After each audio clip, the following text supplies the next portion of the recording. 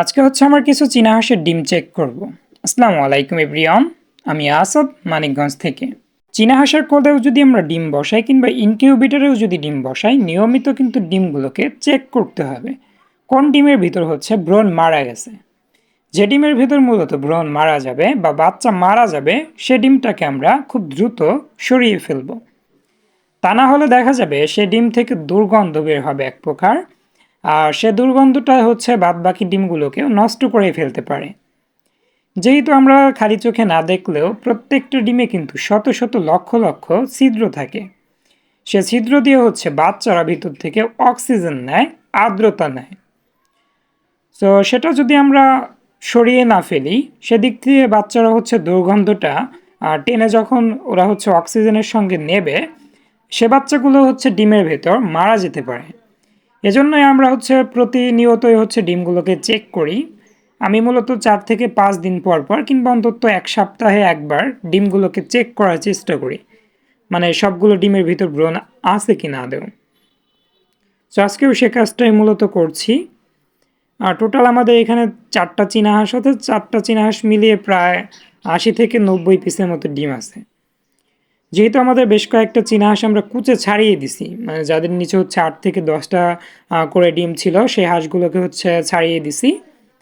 আর মূলত সেই হাঁসগুলোকে কুচে ছাড়িয়ে দিলে খুব দ্রুত আবার হচ্ছে ওরা ডিম পারবে। আমাদের চীনা হাঁসগুলো মূলত কুচে ছাড়ানোর 12 থেকে 15 দিন পর আবারও কিন্তু ডিম পাড়তে শুরু করে। এজন্য মূলত আমরা কুচে ছাড়িয়ে দিছি। বাচ্চাগুলো হচ্ছে বের হতে হতে দেখা যাবে আবারও ওরা হচ্ছে পুনরায় ডিম পারবে, মানে যে হাঁসগুলো হচ্ছে কুচে ছাড়ানো হয়েছে বা কুচে ছাড়ানো হচ্ছে। এখন অনেকে আমাদের নিয়মিত যারা ভিডিওগুলো দেখেন, আসলে অনেকেই বুঝতে পারেন বর্তমান প্রেক্ষাপটে আমাদের ডিভাইসগুলো খুব একটা ভালো না, মানে সাউন্ড কোয়ালিটি বলেন, ভিডিওর কালার বলেন। আসলে আমরা কিন্তু আমাদের ডিভাইসের উপর ফোকাস না দিয়ে আমাদের খামারের উপর আমরা ফোকাস দিচ্ছি। যেহেতু মূলত আমাদের কিন্তু ভিডিও আপলোড করা বা কন্টেন্ট বানানো কিন্তু মূল পেশা না, আমাদের মূল পেশা হচ্ছে খামার বা বাচ্চা উৎপাদন। আর মূলত এর পাশাপাশি কিছু কথা না বললেই নয়, সেগুলো মূলত বলার চেষ্টা করি। এখন আসলে যারা হচ্ছে অনেক সুন্দর আইফোনের ভিডিও চাচ্ছেন, তাদের পক্ষে আপাতত আমার পক্ষে ভিডিও দেওয়া সম্ভব না, মানে তাদের উদ্দেশ্যে। যারা মূলত আমার কিছু কথা শুনতে চান বা দেখতে চান কিভাবে একটা খামার আমি আস্তে আস্তে করে গ্রো করি, তাদের জন্য মূলত আমাদের ভিডিওগুলো আপলোড হয়। এবং যারা হচ্ছে আমাদের থেকে বাচ্চা কিনতে চায়, তাদের জন্য মূলত আমাদের ভিডিওগুলো আপলোড হয়। যা হচ্ছে ফুল এইচডি ক্যামেরা, আইফোনের ক্যামেরা, ভালো ডিভাইস চাচ্ছেন, ভালো ফিল্টারিং, তাদের জন্য মূলত আপাতত আমার পক্ষে ভিডিও আপলোড করা সম্ভব না।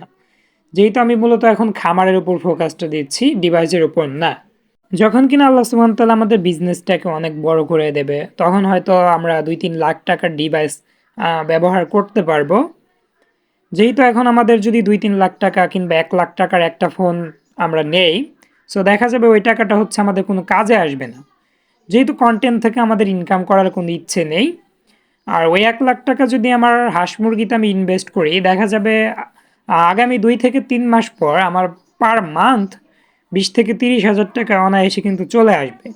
আর ভালো ডিভাইস নিয়ে কিন্তু এখন যে অবস্থা বর্তমানে কন্টেন্টের, মানে কন্টেন্ট ক্রিয়েশন হিসেবে যদি আমার যাত্রা শুরু করি বা নিজেকে যদি কন্টেন্ট ক্রিয়েটর হিসেবে আহ, পরিচালিত করতে চাই, সেটা আমার পক্ষে মনে হয় না আপাতত সম্ভব। সে পরিমাণ আমি সময়ও দিতে পারবো না, ইভিন কি সে পরিমাণ প্যারা আমি নিতে চাই না। সেজন্য মূলত আপাতত আমার কন্টেন্টগুলো শুধু সেলের জন্য, এর পাশাপাশি হচ্ছে টুকিটাকি শেখার জন্য।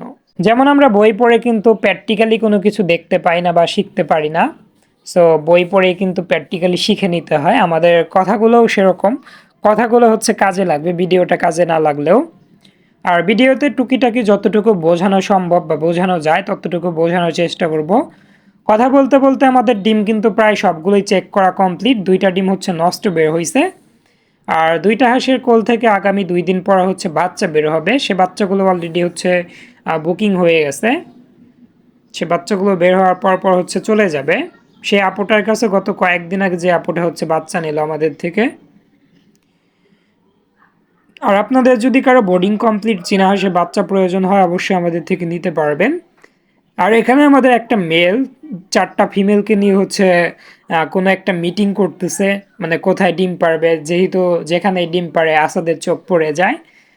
বা সেখান থেকে হচ্ছে আসাদ ডিম উদ্ধার করে আসাদের মন মতো করেই যে কোনো জায়গায় বসিয়ে দেয়। হয়তো এরকম কোনো একটা মিটিং করতেছে মেলটাকে নিয়ে বাকি ফিমেলগুলো। ধন্যবাদ সবাইকে, আজ এ পর্যন্ত।